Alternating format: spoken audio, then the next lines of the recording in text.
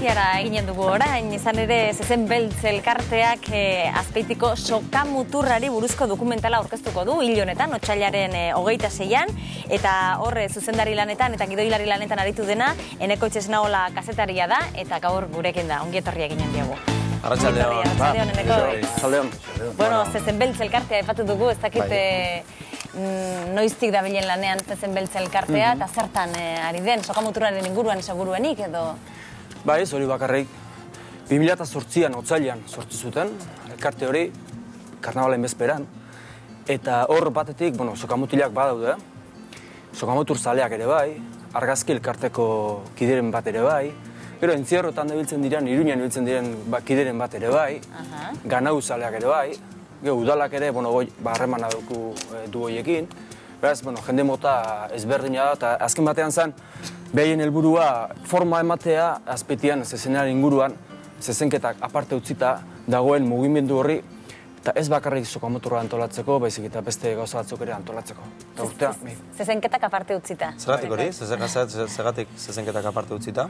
Hori behiek aziratik garbi esan zuten. Batetik, zezenketen inguruko batzorde bat badago, herrian, eta berak antolatzen ditu sanionazioetako zezenketak. 3 korrida esaten dira.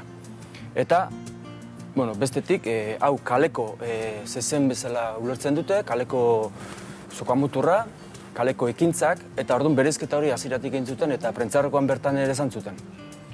Eta orain zure helburua da, dokumental bat grabatzen ari zarete, azken batean, irudien bitartez hori jasotzeko, ez? Argazki asko bat daude, liburuak ere bai. Ez galetu nahi enkarguz jaso duzun lana ote den, edo zu zeu ere Zezen Beltz elkartean baote zabiltzan?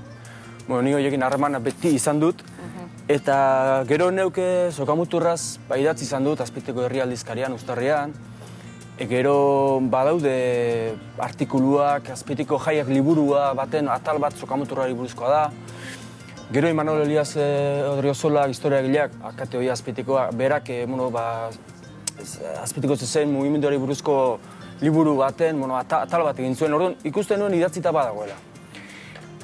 Baina irudietan, argazkiak aparte utzita, bideo irudietan ez dagoela ezer bilduta. Bai jaso izan du Madarrazto Azpeitiko kamarakin ibiltzen den laun batek, eta gero Kaito telebistak, bertako telebista orain Erlo barruan dago, irudiak, baina modu soltean. Eta gero horri forma eman gabe. Eta gainera ez daude inun lokalizable. Orduan ikusten nuen, 2011an sartu gara, eta ikusentzuneko formato batean egitea komeni zela, behai proposatu nien, Zezen Beltzekoei, eta onartu zuten, eta hortan egia. Horan zure burutazioa izan da, ez ditxuren galderari erantzun, ez da? Zure erabaki bat. Nei asko gustatzen zait sokamuturra betitik, eta orduan, irutu ziten. Neu bat idatzian ibili zenez kazetaritzan.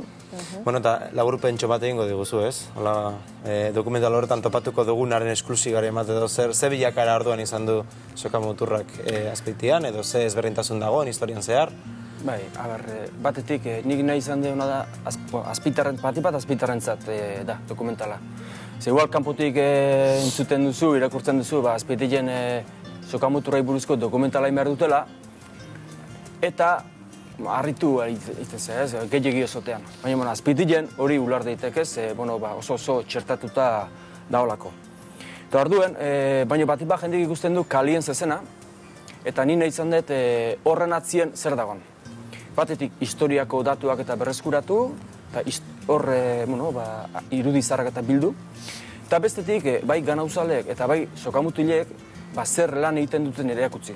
Azken batean hor, badaolako konpromiso bat eta sakrifizio bat. Nik hori nahi izan dut erakutsi, eta gero horrekin lotuta, eta ateatzen dilako pasadizoak, eta bestelako gertaerak, eta datuak, eta irudi berriak, eta irudi zarrak ikusten ibili nahi, bideo irudi zarrenak 78koa dira, gero beste bideoa 86koa dago, 81, eta jarraian badaude batzuk, ez? Lan handi xamarra, ez? Artxiboko irudi horiek denak errepasatzen eta aukeratzen, eta ez, Enekoitz? Bai, oso lan handi izan da. Egile zan, 78ko bideoe bat dago, baina 3 minutut erdiko da, Bira, motxe. 86ko beste bat dago, eta 10 minutu, orduan ez da askore, baina gero ja badaude beste atzuek.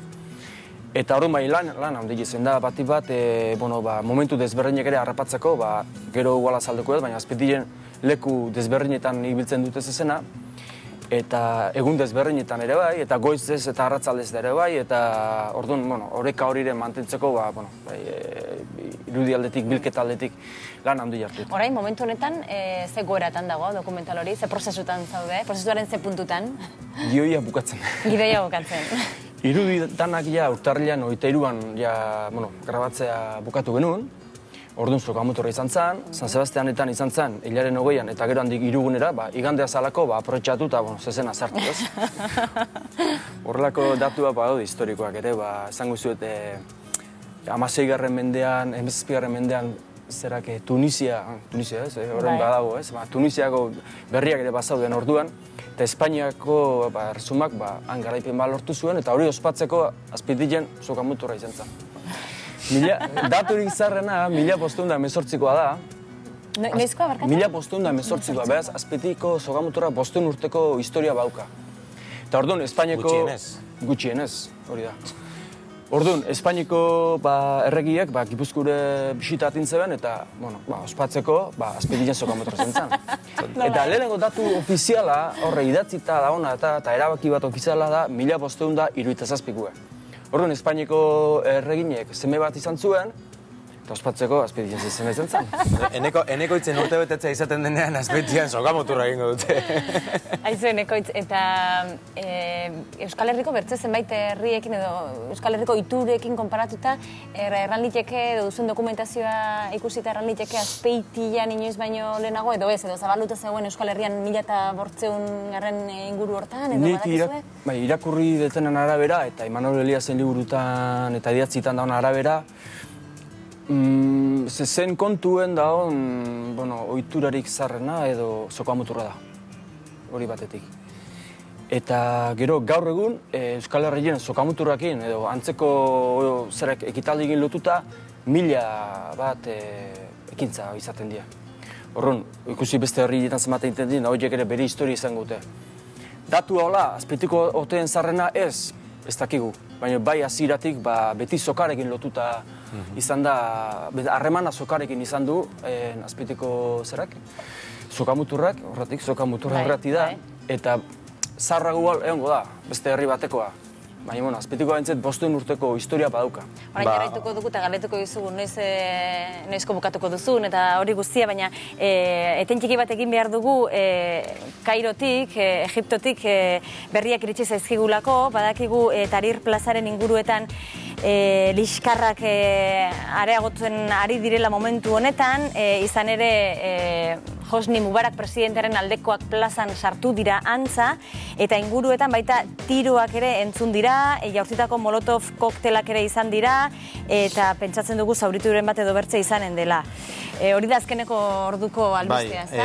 Gudu zelai biharkatu da azkenean Tahrir plaza hori, eta, dagoen arriskua da, hau guztia guda zibil batean bilakatu daitekela Egipton, izan ere, Egiptoko museoak suhartu du, koktel molotov baten ondorioz, momentuz armadak tiro egin du airera, hori da Al Jazeera telebistak jakitera eman duenez, ez dakiguna da zenbat zauritu egon daitezkeen, edo zenbat hildako egon daitezkeen, baina liskarrak handiagotzen ari direla. Dakiguna da, Kairoko Egiptoko museoan, eztanda egin duela uste dugu lehergailu batek, eta behintzat 800 zauritu badaudela, gutxienez 800 zauritu. Eta horixe ez, erraten ari ginen bezalaxe, batetik Mubarak presidentearen aldeko jarraitzaileak eta bertzetik oposizioko manifestaren artean, liskarrak izan direla, zaurituak haunitz, tensio egoera. Hori da, gauzak ez okertzeko armadak manifestari eskatu die egonkortasuna berreskuratzeko, protestekin amaitzeko momentuz. Gainera Bart, Mubarakek iraieko hauteskundetara ez aurkeztea erabaki zuen, ez dakigu horrek nolabaiteko ere, bakea edo baretasuna ekarriko dion Egiptori, eta, momentuz atzo festagiroa bazen nagusi Kairoan, gaur guztiz kontrakoa. Bai, egoera okerrera egin du, eta iritsi zaigun bertze albizetako bat da kazetarien aurkako erasoa ere izan dela. Amerikako Estatu Batuetako zenen telebistako kazetari talde bati eraso egin diote presidentearen jarraitzaileek Kairon. Hori da behintzat Twitterren bidez zeneneko berri emaileek jakinarazi dutena. Baina tira dakiguna, oraintxe iritsi zaiguna, momentu honetan iritsi zaiguna hau guztia, eta zeuen eskuetan jarri dugu. Bai, gure lankide den Olat Simonekin hitz egin genuen, baina beste kazetari batzurekin Hilton hotelean sartu behar izan dute, bueno, bala berrez gainera, bere segurtasuna mantentzeko hori da garrantzitsuena, ondo dago, eta garrantzitsuena da gure lankidea ondo egotea, zalantzari gabe, aldugunean edo albaldin bat dugu, berarekin hitz egingo dugu, eta esan bezala Olat Simon momentu honetan Hilton hotelean dago, nazioarteko beste kazetari lankide batzurekin batera, hori, ez dela giro Egipto aldean, eta...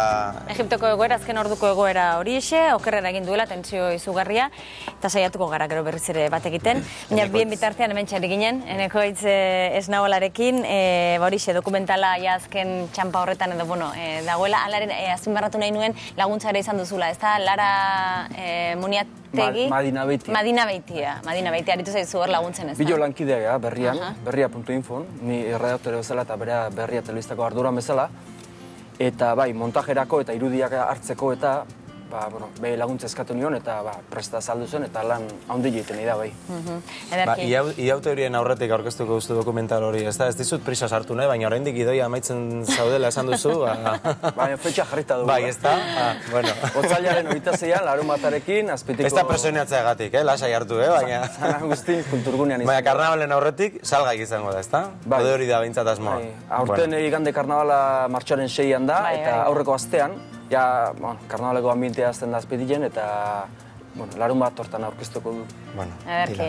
Horixe, Zezen Beltz elkartearekin batera, hortxe sokamuturraren inguruko dokumentala zuzendu du Enekoitz Esnaolak.